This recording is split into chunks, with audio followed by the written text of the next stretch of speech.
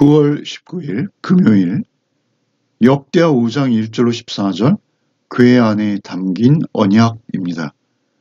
드디어 솔로몬 성전은 완공되었습니다. 언약궤를 메어 지성소 곧 그룹들의 날개 아래 안치합니다. 언약궤 안에는 언약의 증거인 두 돌판만이 있었습니다. 성전의 중심은 건물이 아니라 언약 곧 말씀이라는 점을 보여주시는 것이죠. 제사장들과 찬양대가 일제히 하나님을 찬송할 때 구름으로 하나님의 임재의 영광을 그들에게 충만히 드러내 보여주십니다. 하나님의 임재 앞에 제사장마저 감히 설 수 없었습니다. 성전의 완성으로 그들은 하나님의 임재와 하나님의 영광이 임하시는 은혜를 경험하고 있는 것이죠. 먼저 1절을 읽겠습니다. 솔로몬이 여호와의 전을 위하여 만드는 모든 일을 마친지라.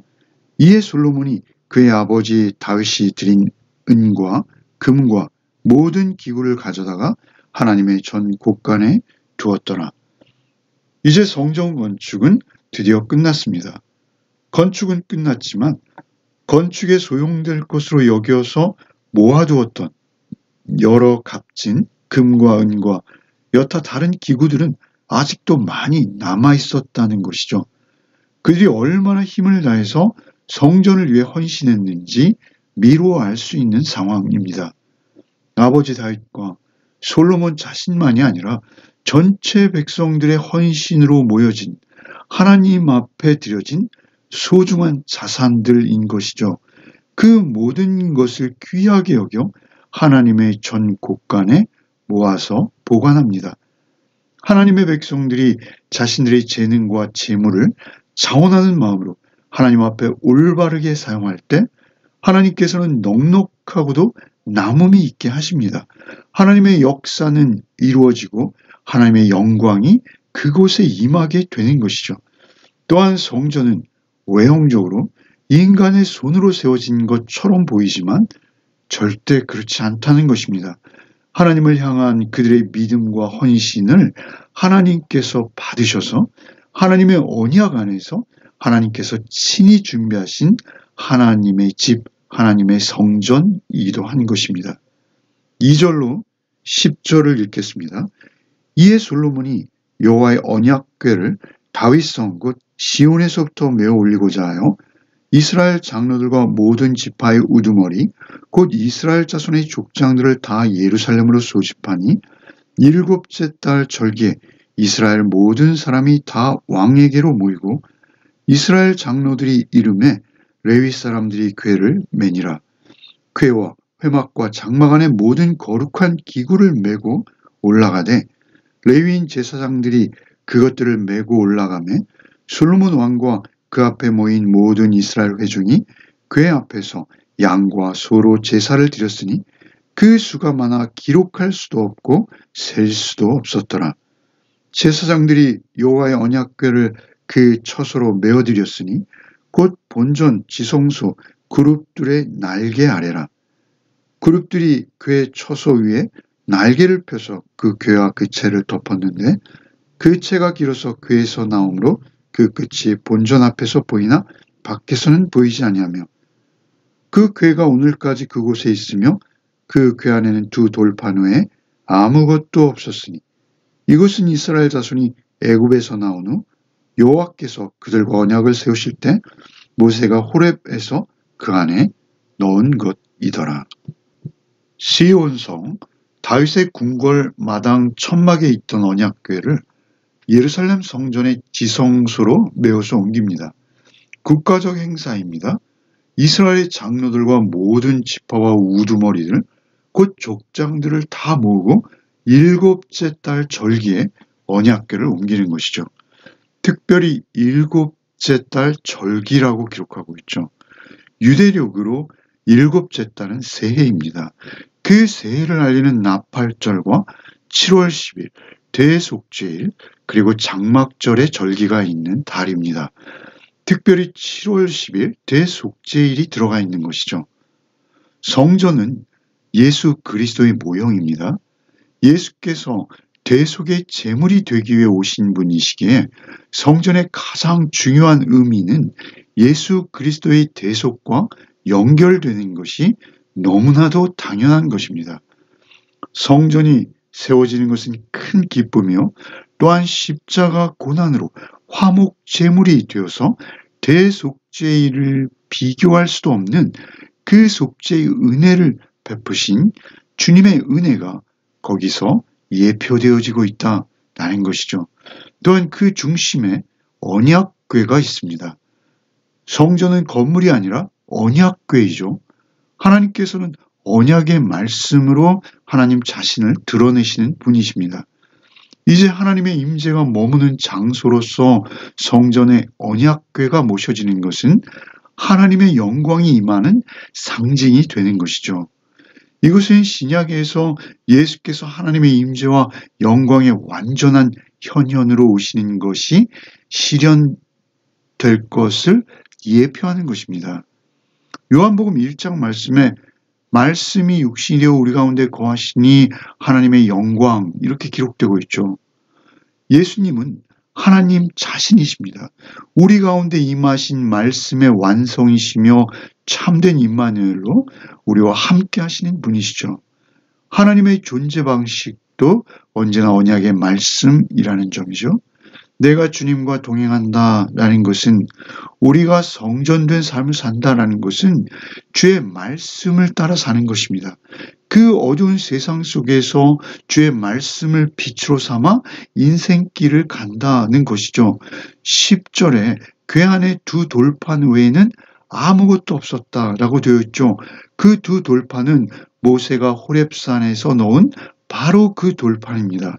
하나님께서 하나님의 친수로 하나님의 손으로 직접 쓰신 글들인 것이죠. 중요한 것은 그 돌판을 거기에 안치한 것으로 끝나는 것이 아니라는 것입니다. 이제부터는 언약의 말씀대로 역사하시는 하나님께 그 하나님의 뜻을 물어 순종하는 삶을 사는 것이 중요한 것입니다. 하나님의 공평하심과 그 의로우심, 그 풍성하신 긍휼과 자비를 따라서 그들이 살아가야 하는 것이죠. 언약궤 안에 있는 말씀은 무엇입니까? 십계명입니다. 하나님 사랑, 이웃 사랑의 삶을 살아가야 하는 것입니다. 그러나 그들은 그 본질을 잃어버리고 언약궤를 마치 어떤 신비로운 승리의 부적이나 되는 듯이 전쟁터로 들고 나가서 블레셋에게 그 언약궤를 빼앗겼던 적이 있지 않습니까? 그들에게는 언약궤도 또한 새로 지어지는 이 예루살렘 성전마저도 그 의미와 뜻은 도외시되어지고 오직 그 존재만으로 절대 전쟁에 지거나 패할 수 없다는 그릇된 믿음이 싹트고 많은 것을 역사를 통해 볼 수 있습니다. 예루살렘 불패신앙으로 인해서 그들이 다시 패배를 경험하게 되는 것이죠. 예루살렘 성전이 있는 이곳은 절대 전쟁에 패배하지 않는다는 엉뚱한 부족 같은 신앙인 것이죠.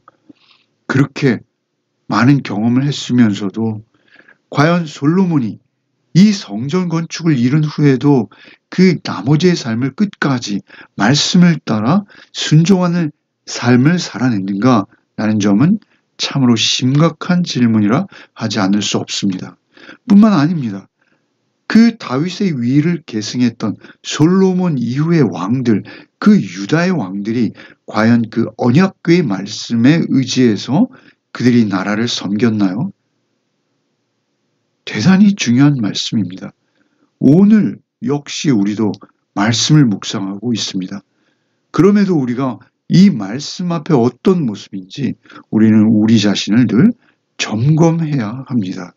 말씀이 육신이 되신 우리 주님의 말씀 앞에 우리는 나를 쳐서 순종시키는 삶을 살고 있는가라는 것이 중요하다라는 것이죠. 우리의 발의 등이요, 우리 인생길의 빛이 오직 주님 한 분이신지 우리는 날마다 새겨야 하는 것입니다. 오늘도 오직 주의 인도하심에 모든 것을 맡겨드리는 복된 하루가 되시기를 바랍니다. 12절로 14절을 읽겠습니다.